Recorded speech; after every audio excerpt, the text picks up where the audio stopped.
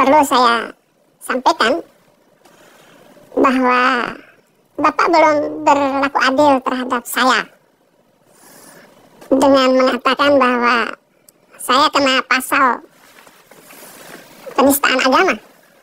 Bapak bilang itu tidak main-main, itu ancamannya 5 tahun. Tetapi demi saya membela saudara-saudara yang minoritas, bahkan saudara-saudara yang minoritas itu tertindas oleh hukum yang kelihatannya melanggar. Ya memang bisa kena melanggar karena memang pasal yang dicari-cari dan kesalahan yang dicari-cari. Shalom saudara terkasih, salam jumpa kembali buat saudara dalam channel Pastor DHI. Doa dan harapan saya kita selalu dalam keadaan sehat dan kuat senantiasa. Amin. Saudara, kita akan melihat pernyataan daripada Pak Saifuddin Ibrahim yang menanggapi daripada yang juga mengcounter Pak Ibrahim ya. Dan kita akan lihat pernyataan-pernyataan dari Pak Ibrahim ya terkait dengan beberapa nama yang menyenggol Pak Ibrahim ya. Dan sebelumnya itu kita berdoa saudara ya. Bapak, berkati umatmu yang ada di media sosial pada pagi hari ini. Tuhan berikan kekuatan perlindungan Tuhan atas hidup mereka. Kami juga berdoa buat Pak Saifuddin Ibrahim. Tuhan tolong berikan kekuatan. Biarlah kuasa-Mu nyata atas hidupnya Tuhan, dan kehendak-Mu lah yang nyata dalam kehidupan Pak Ibrahim. Di dalam nama Yesus kami berdoa. Amin. Langsung kita lihat saudara. Selamat pagi di Amerika ataupun selamat siang di Eropa. Saya harus memberikan klarifikasi ataupun penjelasan kepada Pak Mahfud dan juga Ade Armando, karena ternyata video saya itu ditanggapi oleh saudara-saudara kita di Indonesia. Saya sangat apresiatif sekali kepada Bung Ade, karena saudara sudah membantu orang-orang Kristen dan minoritas. Saya sangat senang sekali karena suara Anda didengar oleh saudara-saudara Muslim, terutama juga yang garis keras, dengan memberikan apresiasi Anda. Bahkan setiap video Anda ditonton jutaan orang. Itu yang membuat saya sangat senang sekali. Kepada Bapak Menteri Mahfud MD, juga sudah banyak membantu orang-orang minoritas selama ini. Namun perlu saya sampaikan bahwa Bapak belum berlaku adil terhadap saya dengan mengatakan bahwa saya kena pasal penistaan agama. Bapak bilang itu tidak main-main, itu ancamannya 5 tahun. Tetapi demi saya membela saudara-saudara yang minoritas, bahkan saudara-saudara yang minoritas itu tertindas oleh hukum yang kelihatannya melanggar. Ya memang bisa kena melanggar karena memang pasal yang dicari-cari dan kesalahan yang dicari-cari. Sementara kaum Muslim yang jelas-jelas melanggar dengan ucapan mereka, tidak ada polisi yang menangkap. Padahal sudah dilaporkan berulang-ulang. Berulang-ulang kali Abdus Somad melanggar dan menghina kekristenan. Bahkan ketika Abdus Somad diancam, disuruh oleh netizen supaya minta maaf. Pak Mahfud bilang Abdus Somad tidak perlu minta maaf. Memang sikap semacam itu bagus untuk menunjukkan kehebatan Islam. Tetapi dia berdasarkan undang-undang penistaan agama itu, ucapannya sudah menghina kekristenan. Sementara saya tidak pernah menghina. Dan ketika saya divonis, hakim mengatakan bahwa saya divonis seperti itu karena tidak ada merasa menyesal dan tidak meminta maaf. Ya saya jawab, kalau saya memang tidak perlu minta maaf karena saya tidak ada kesalahan dicari-cari. Hanya karena saya mengatakan bahwa Allahnya orang Islam itu adalah delusi Muhammad. Delusi artinya mimpi-mimpinya Muhammad.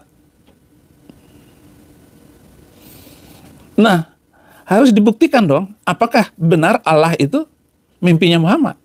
Baru saya dihukum. Kata-kata itu kan cuma sama dengan kalau Allahmu maha kuasa, coba jangan pakai pasal penistaan, tapi langsung hukum Islam saja. Oke, Pak Fut Mahfud, ndermak cong. Saya sudah masuk Kristen, pakai hukum Islam saja. Pakai hukum Islam ya dihabisin. Jadi begitu. Jangan-jangan Pak Mahfud ini mau jadi imam, mau menjadi khalifah.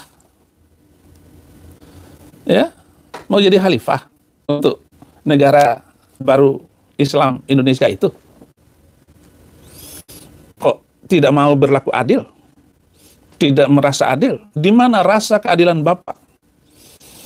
Saya bandingkan Abdul Somad. Abdul Somad bandingkan dengan MKC. Jauh, Pak, ini jauh.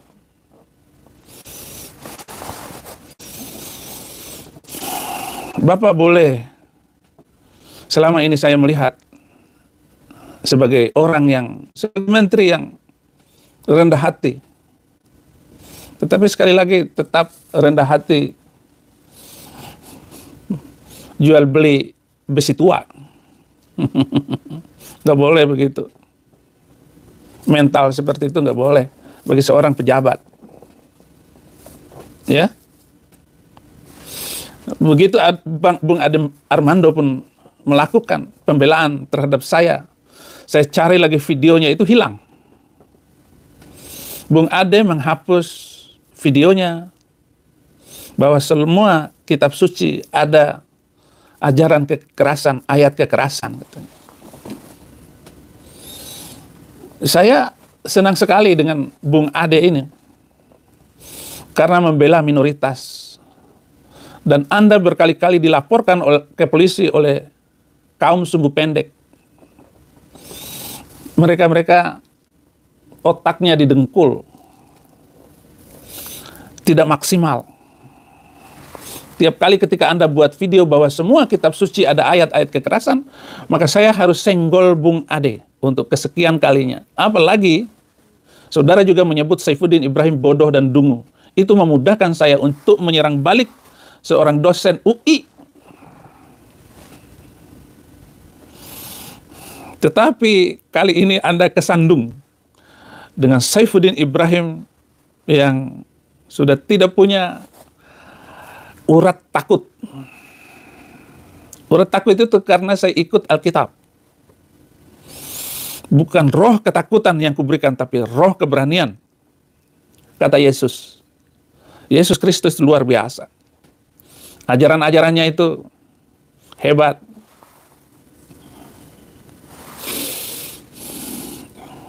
Dalam Alkitab memang ada ayat kekerasan. Saya harus mengatakan bahwa Anda bilang bahwa Yesus membawa pedang. Memang teksnya jelas sekali Yesus membawa pedang. Matius 10 ayat 34, jangan kamu menyangka bahwa aku datang untuk membawa damai, melainkan pedang. Ya, Anda harus konsisten. Kenapa video itu dihapus oleh saudara? Saya cari-cari nggak ketemu. Sebenarnya yang menjawab ini bukan saya. Cukup Murtadin baru sebulan sudah tahu ini, sudah bisa menjawabnya. Bung Ade bukan Gembala Murtadin Indonesia, Saifuddin Ibrahim yang menjawab. Anak buah Murtadin saya semua sudah bisa menjawab dari Sabang sampai Merauke. Hati-hati Bung Ade, lain kali berbicara masalah kekristenan. Tanya Pak Gilbert dulu. Anda menyampaikan kalau Anda menyampaikan narasi itu, wah Anda itu tenang. Tenang gitu, beda dengan Saifuddin Ibrahim. Saudara, bagus sekali untuk membaca. Tapi apa yang Anda tulis, artikel, narasi yang Anda baca, jauh panggang dari api. Sumur mencari timbang. Anda keliru besar. Karena Anda mengatakan Yesus membawa pedang. Ayatnya memang ada. Aku datang bukan membawa damai, melainkan pedang. Oleh karena itu, kita harus membaca lengkap ya. Matius 10 ayat 34 sampai 39. Jangan kamu menyangka bahwa aku datang untuk membawa damai di atas bumi.